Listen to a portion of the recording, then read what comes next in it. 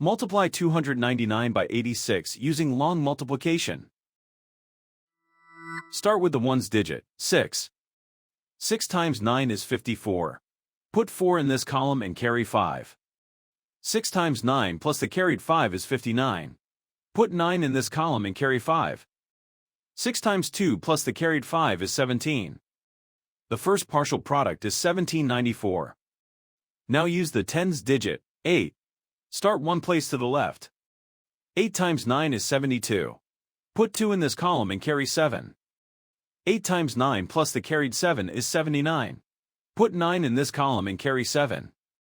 8 times 2 plus the carried 7 is 23. The second partial product is 23,920. Now add the partial products, working from right to left. In the ones column, 4 plus 0 is 4. In the tens column, 9 plus 2 is 11. Put 1 in this column and carry 1.